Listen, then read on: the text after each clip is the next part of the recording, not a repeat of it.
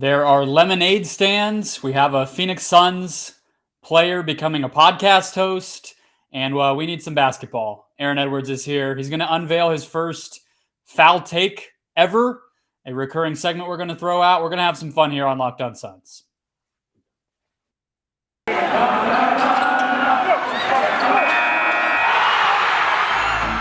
You are Locked On Suns, your daily Phoenix Suns podcast. Part of the Locked On Podcast Network, your team every day.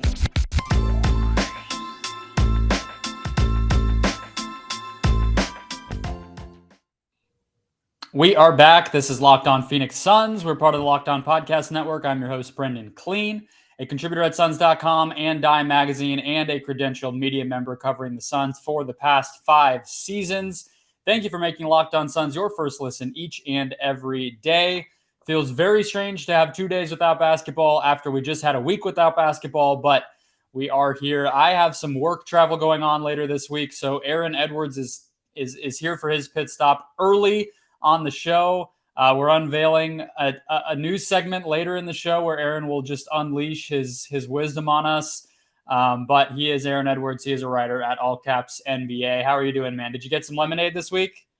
I wanted to. I was so busy yesterday, and it was so close. I really wish I could have made it, but yeah, it looked like. I think you and I might have been the only people who didn't make it. From what it looked like, it seemed like everybody got off of work and headed straight there. I really was jealous seeing all the pictures.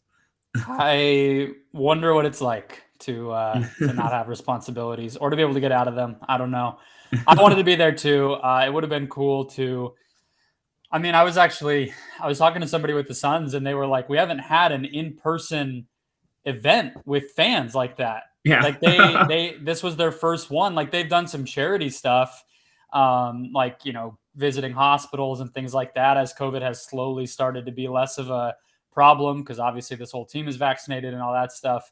But they were like, it kind of forgot what it was like, and I think they underestimated it. For those of you who don't know, we're talking about Cam Johnson's lemonade stand. He lost a bet to Mikal Bridges. The Bengals lost the Super Bowl, and this was his punishment. And I think that they said at least 1,000 people. And they were like, we didn't realize, not that they were, underestimating the level of fan attention that there is on this team, but they were like, we didn't have an estimate for any of this because it's been so long and the team's so much better. Yeah. So if you're listening to this and you were there, it was much appreciated. I think the best part was Cam only charged like $1 or $2 for the lemonade. I kind of felt like he was going to go high and just pocket some extra cash for it. That's what I would have done if I lost the bet. I think he thought he was going to be there. He said he was going to be there for an hour, I thought. And I think once it turned into that, just the pricing came out good either way, just because of how long he stayed. But yeah, I'm shocked that it was that cheap. I feel like he didn't pay for the lemonade. Something tells me that was not out of his pocket. So my question, because I was thinking, lemonade kind of fits Cam Johnson, in my opinion. He has this childish, he still kind of looks like he's 17 a little bit. Yeah. He rocks the undershirt still, which is him and Anthony Davis and Taj Gibson, and that's about it. Yeah. Even Harden ditched it. Yeah, that's true. So lemonade feels like a boyish type of drink for him. What would the other players, if they were to set up a shop of some sort, what would the other Suns players be selling? That's my question for you. And we're on YouTube. We are a family-friendly environment. Oh no! So. Oh, I was gonna keep it good. I think Mikal Bridges would have been I think his would be a Fanta or something. He's just always charged up. I think he would have probably the most sugary thing possible. Campaign is Mountain Dew. Am I right? That has to be. Yeah. It's Mountain Dew. It's the weird flavors of Mountain Dew that you can only get at certain stores, and he would have them somehow, and he would be ready. Booker's would just be straight up black coffee. He's just such a grown up. I think, or whiskey, just whiskey on the rocks, or he'd just be no, we don't have sugar. No, we don't have creamer. You get black coffee. That's it. and it doesn't cool down. It's just so hot it burns your lips. Period. There's no other temperature that it comes at. I think Aiden will let you bring whatever you want to drink. I think like his is just a BYOB. And Yeah. Chris Paul, I don't know. His would be like a tequila or something. Wine, red wine. Yeah, He's it would a be. It wine would guy. definitely be a wine. Yeah, The Banana Boat crew are for sure wine guys. That was what they were having on the JJ Redick podcast. They were just all sipping wine while they talked about stuff. Yeah, I think Crowder is just like an IPA or something. Yeah, the DeAndre Ayton thing you just said, I feel like was subtly very insightful about who he is as a person. Like the fact that he would just be like, you tell me, like whatever you want. Like I feel like that's actually pretty deep, and I don't even know if he meant it to be that way, but it kind of is. I did. Kelly Oubre came here, and I feel like rocked DA's world as far as like fashion and whatever. And now Chris Paul's here, and it's like, damn, winning's pretty cool. Like I could just imagine him being like, yeah, I have the big house. Like you guys bring whatever you want to bring. We'll eat whatever. We'll do whatever while we're here. Just like show up. Yeah, he's like, I can do something with whatever you guys bring. Yeah. So just bring whatever you want, and I'm sure I'll have a good time with it. Exactly. Okay, the other bit of news here was, okay, so I didn't even know that, speaking of JJ Redick, that this podcast had correspondence. I didn't know this was a thing that they did. No clue. I saw a tweet, and I'm like, is he the first one? And then the tweet said, like, joining Tyrese and Sue, and I'm like, okay, I know who that is. That's Tyrese Haliburton and Sue Bird. I didn't know that JJ Redick was like a budding CNN in the NBA, that he had people out in the field like that, but apparently he does. Mikal Bridges will be the latest one.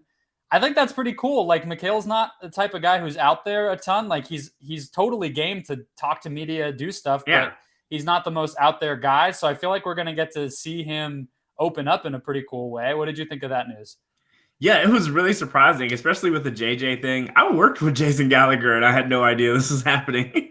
So, like, I didn't know JJ just had swing like that. But I guess if he was going to retire, like, he was going to have way more stuff cooking up than just his own pod.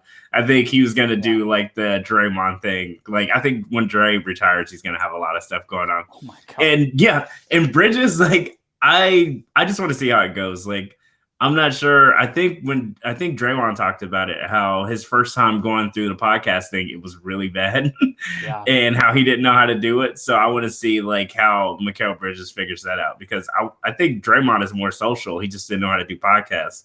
So I want to see how Mikal Bridges does it, because he doesn't strike me as like as social as Dre. So I just want to see how it comes out for him. Did you listen to the pod he did with JJ a while ago? Mikal Bridges, at the beginning of the season, yeah, it was good. I think it was. That was like the most open I've ever heard him be. So I trust that it'll be pretty good. I mean, he's one of those guys where he just knows so many people because he was in college for so long, and now he's been in the NBA at least long enough, more than like Tyrese Haliburton and whatnot. So I don't know. I'm optimistic for it. I think it'll be pretty cool. I'm curious if it ends up ever becoming a thing where he has like his own podcast, because like that's the other part of it I don't get. Like Duncan Robinson has his own show, but then like these guys are just like correspondents.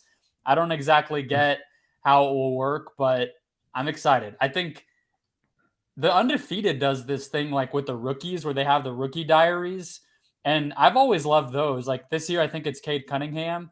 I don't know how much of it's actually like really them versus like the writer. I have no idea, but it's anytime you can actually get a person who's like signing up for doing introspective, like just kind of talking about the league in that way, who are active players. Like to me, that's the best you can get. That's why people love Draymond so much. That's why people love JJ when he was still playing. Like if you're actually in it and into it, like it can be really cool. Yeah. And like JJ's going to really hook up a lot of current NBA players, I feel like, because he got a lot of people on his correspondence thing. So I just want to see like how a lot of those dudes come out, because a lot of these like younger dudes are media trained from the beginning, like AAU stuff. So they kind of just say what they're supposed to say since they were like in middle school. So I want to see a lot of them open up, because a lot of the guys like JJ, Draymond, they were right before people were media trained. Like, LeBron obviously was, but he was one of the most famous people in the world when he was in high school. But a lot of these AAU kids and younger ones, they already know how to talk to the media. And so they just do the same beats every time. And you can kind of hear it with Bridges sometimes too. So Sometimes, as somebody who has spoken to that man since the day he got drafted, he says absolutely nothing unless he makes a decision that he's going to be saying something. Like he is exactly what you're describing. I've gotten to interview him one-on-one multiple times, and if he doesn't have anything on a question, that's it. Yeah. Like you're not going to be getting anything from him. So yeah, I'm curious to see how it goes. We'll have to check in when he does his first show. It said he's going to be back on soon, so we'll see what that kind of looks like, what it really means. But let's take a quick break. I want to talk about a team that is coming together, scaring me at the wrong time right now. And if you're as afraid of them as I am, we'll talk about that in just a second. First, though, today's show brought to you by PrizePicks. Are you looking for a new daily fantasy option for the NBA? If you are, you need to try PrizePicks. They are daily fantasy made easy. We love PrizePicks here on the Locked On Podcast Network, and we know our listeners will as well because it makes everything easier, and it honestly flips the script on a lot of what I don't like about daily fantasy, which is you feel like you're getting punked. You feel like you're getting gamed, that all these people who basically turn betting and fantasy into a living are just sitting there scrolling endlessly through stuff. You feel like there's bots. You don't know what's going on, and you feel like you're going to lose. What PrizePicks does is they take the pools and they take the head-to-head stuff completely out of it. It's just you versus the over-unders, and you don't even have to fill up a full lineup. So if you don't feel good about 5 guys, you can just do 2. It's that easy. You pick 2 to 5 players and an over or an under on their projections, and you can win up to 10 times your money on any entry. It's just you versus the projections. They offer any prop you can think of, from points scored to rebounds, even steals, and they allow mixed sport entries as well. So let's say you love, I'm trying to think, Ben Matherin on U of A, if I have any U of A fans listening. Let's say you go over on steals because he is an athletic freak, and then you go over on Devin Booker points because you feel like he has to step up. That's your lineup. You set it 2 guys. If you hit the over on both, then you win. That's it. For a limited time, PrizePicks has an exclusive no-brainer offer for those of our listeners who want to try it out. To get $50 free when your PrizePicks entry scores a single point, which of course it will, use the promo code NBA when you sign up. Again, and that $50 will be yours. Sign up today. Promo code NBA at sign up for $50 free if and when your first PrizePicks entry scores a single point. PrizePicks, daily fantasy, made easy. All right, Aaron. So as I was alluding to, I'm not going in. I'm not going to rub the John Morant stuff in your face and tell you I told you so about the Grizzlies. We've done that show 5 times. And the Jazz just beat the Suns, so your point is valid as well. Those teams both look like they're kind of getting better. That's not who I'm talking about. I'm talking about the Denver Nuggets, who look like they might get everybody back in time for the playoffs. And it's not a team that I've really talked about a lot personally because the Suns just swept them. And if they weren't healthy, I felt like the result was probably going to be the same if these 2 teams matched up. But if the Nuggets, let's say, get like the 5 seed and then are able to beat the 4 seed in the first round, that would be the Suns' second round matchup. So are you worried? Do you feel like they have enough time to get healthy? Do you feel like they'll be a lot better than they were when the Suns swept them if they have their guys? How are you thinking about this team? Because Denver looks scary to me right now. I think we're still just way better than them on defense. Like, because that's the part of it. Like, a lot of these dudes have to get their legs back under them on defense, and the guys that are coming back aren't exactly defensive stoppers. So I just think with like Michael Porter Jr. back things, I talked about this at work today, is we don't know what backs are going to do. We never know what backs are going to do because they, especially 3 surgeries or 4 surgeries before you turn 23, we just don't know. And with Jamal Murray, like, yeah, they finally have other scoring, and that's actually a big deal for them. But they just never worried me because they're so bad on defense, and Jokic has to do so much. And I just think for 7 games he has to do that much. That just seems like a lot for him. Yeah, it does. It does. It sounds like Murray and Porter are both going to be back in March, so that's kind of where we're at with them. I don't necessarily disagree with you. And I also think, like, if you're looking at defense, a lot of that is physical. So if you're talking about guys who are kind of just getting back, then it's like, even if they're C defenders at best, or in Murray's case, maybe like a B at best, well, are they even going to get to that level in time? Like, I think all that's totally valid. I guess my question then would be, like, do we think the Suns can win a series where the other team is scoring like an efficient 125 every night? Like, is that, we didn't really see that last year much, because the Lakers aren't that type of team. The Clippers aren't that type of team. The Bucks aren't really that type of team. And the Nuggets, like, yeah, they had some nights where they scored, but everything was just kind of broken for them by that point. So I don't know. I don't know what the answer to that is. Yeah, pretty much all the games that the Suns have just like looked terrible. The other team has shot like 45% from three. Like, you kind of really have to get hot to blow the Suns out, or like really push them and like hurt them a little bit. And we have really shot kind of bad from three lately. I just think the stars have to align really well for you to beat the Suns in a 7-game series, especially when they're clicking. So especially with a team like getting stars back, people in your starting lineup, and trying to figure stuff out before May, that just seems like a lot to ask from them. Yeah, that's the thing too. Like you said, Denver doesn't actually have a lot of shooting necessarily.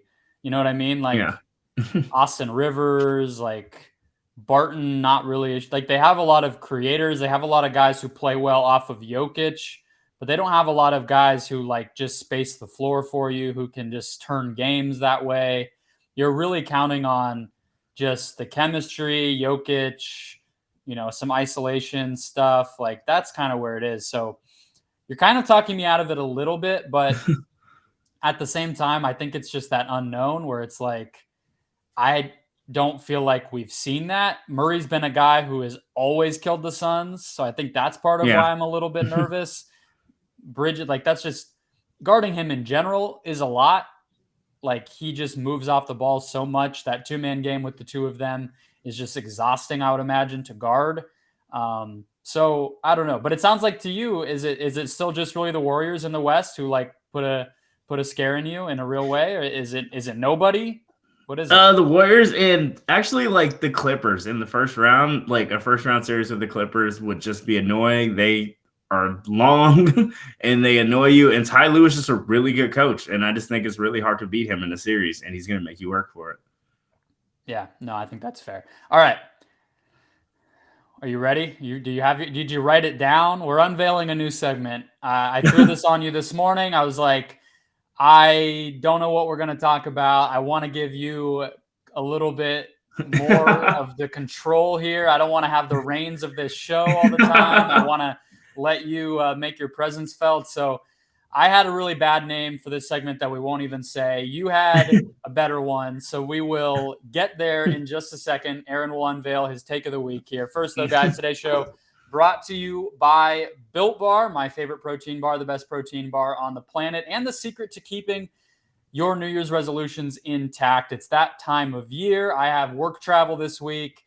You are being pulled in a million directions. It feels like somehow every time people get used to not having to deal with COVID, then we all get busy again, and that sucks. It's just hard to do. It's hard to stick to what you should be doing with your body, to be eating right, etc. Built Bar can be part of that solution. Not only do they have the classic chocolate-covered, soft inside deliciousness that you already know and love, but they're unveiling the new and next as well, such as Built Bar Puffs, the first ever protein-infused marshmallow, which are fluffy on the inside, also covered in 100% chocolate, and there are delicious, delicious new flavors to choose from as well. Cinnamon churro, coconut marshmallow, banana cream pie, or my personal favorite, lemon cheesecake. So try whatever your heart desires. You will not regret it. You will get the deliciousness, and you will get the protein that you need. Get you that pick me up before or after a workout, get you back on track in the afternoon to get a snack in there without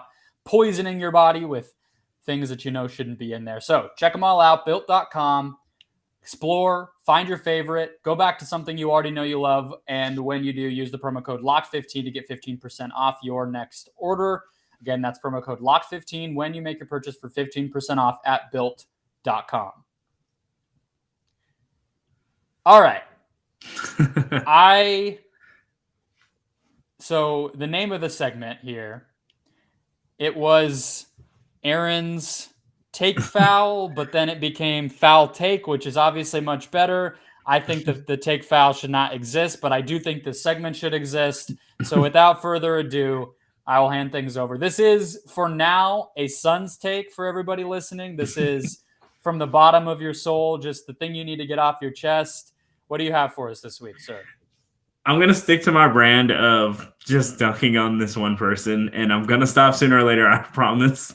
He just irks me a little bit. But I think Monty Williams can give us better minutes than Elfrid Payton right now. I love it. I love it.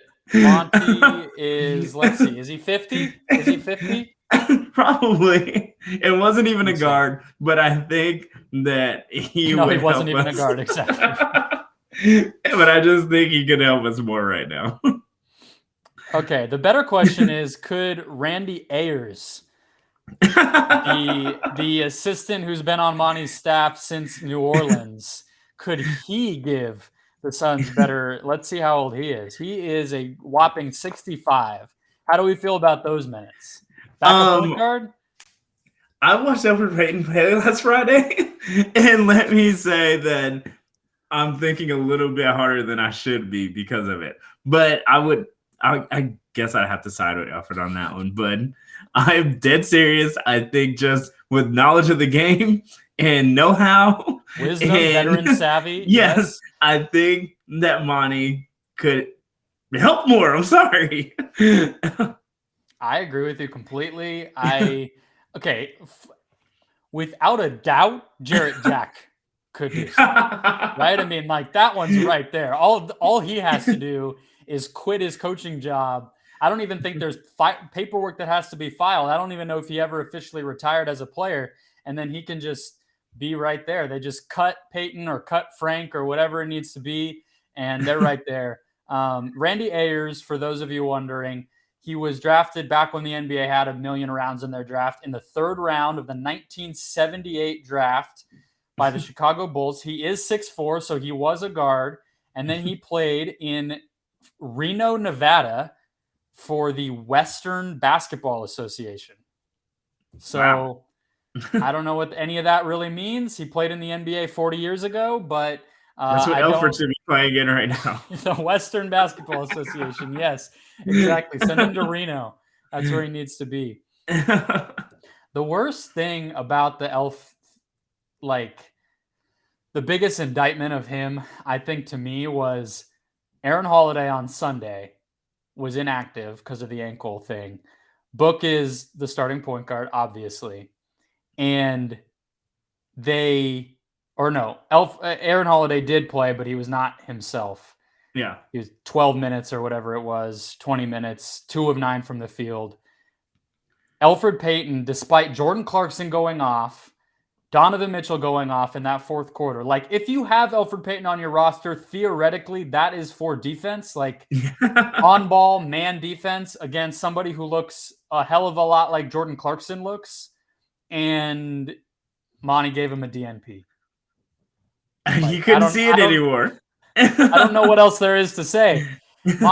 Monty was looking in the rule book during timeouts to see, can coaches check into games. I think you're exactly right. I think he looked down at Elf and was just like, no, there's no way I can't do this again. You know what it says that Ish Wainwright at one point was ahead of him in the rotation? Ish Wainwright thought he was going to be on the Chicago Bears like 3 years ago. And now he's stealing minutes from a lottery pick. I think James Jones just doesn't want to take the L with Elf yet, and he's going to have to. Like, I just can't see it anymore. It's bad. Was there anything different about seeing it in person? Was it, I guess you were on Friday. I was going to say, were you there on Sunday? No, you were there on Friday. So you got to see, was it like 10, 12 minutes? Was he like a minus 10? It was like 10, 12 minutes. And yeah, it was a minus 10. I posted it on Twitter because I was actually shocked it was just a minus 10. Like, he airballed a 3, Booker hit him in the corner for a 3 again for some reason, and he hit rim on that one at least. And it just, the bad fouls and the bad passes, and I don't see what he does. Like I don't in the crowd, it's just the mutual, like not mutual, but it's just like a consensus understanding that everybody in the crowd just knows what Elf is. And it was just like a here we go again from everybody. Like a dude behind me was just like, why is he in the game? And it was just everybody understands what Elf is except Monty. I mean, I think Monty does. That's why we got Aaron Holiday. And I just think you just can't play Elf 5 minutes in a playoff series, and they figured that out. But it just seems like everybody in Phoenix knows what Elf is, and we just can't take it anymore. No, it is definitely past the point of no return. Although we're recording at 8:30 on Tuesday, I don't think this team, it doesn't look like anybody in the NBA had much of an interest in buyout players this year. I think today's the deadline for guys to sign and actually be able to play in the postseason, if I'm not mistaken. So there was, I think, a lot of fans, especially after the Gordon thing didn't happen and whatever, that thought maybe they cut Peyton and try to sign a buyout guy. I get that shakes up the locker room. That's not always cutting a guaranteed player. You don't see that a lot. Maybe that was just hope and optimism on the part of Suns fans who wanted it. But yeah, no, he looks like he's here to stay. Let's just hope there's no surprise COVID or injuries in the playoffs where he takes the place of Etuan Moore. But I guess here's one thing. It seems like it helped your career because you're able to commiserate with your boss a little bit. Knicks fan who had to deal with Elfrid Payton last year, Jason Concepcion. I feel like if nothing else, it brought all Suns fans a little closer to Knicks fans. Now we can kind of bond over the experience. I mean, Suns fans don't want to be that close to Knicks fans. And Jason actually just we acts were like already that. for too long. Yeah, he actually just acts like the Elf thing never happened, so we never have to talk about it. I think that's exactly how we're all going to be in about 6 months or something like that. I mean, yeah, 1 year deal, and I don't think it'll be back for year two. He not to rub it in anymore, but like the dude probably is genuinely like starting to not maybe be an NBA like roster guy, which that sucks. Like I don't wish that on anybody. I don't want to go to China to continue to work in my field. So like I'm not trying Sacramento. or Sacramento. Exactly. Alex Len is already there. Former Suns great. So yeah, let's not no Sacramento, no like Detroit. Let's just get some practice reps in, Elf. Find a good place next season. Find a young team. Figure it out. Make it work. Build up that jumper a little bit.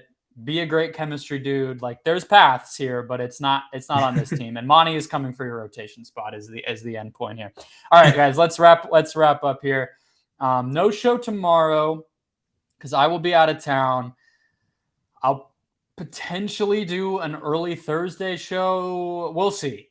I will do one more show this week to wrap things up for you guys. And I will finally announce the winner of this Kelly Oubre thing. You guys have just been continuing to send things in, proving that you're a subscriber to the YouTube channel, so I don't want to stop you, but at some point I will have to. So that will be coming on that show as well. And that's the game plan for the rest of the week, folks. He is Aaron Edwards. You can follow his work at all caps on NBA on the Take Line YouTube channel, and they do great work, so support them over there. Thanks for making Locked On Suns your first listen. Now go make Locked On NBA your second listen to catch up on everything going around the association.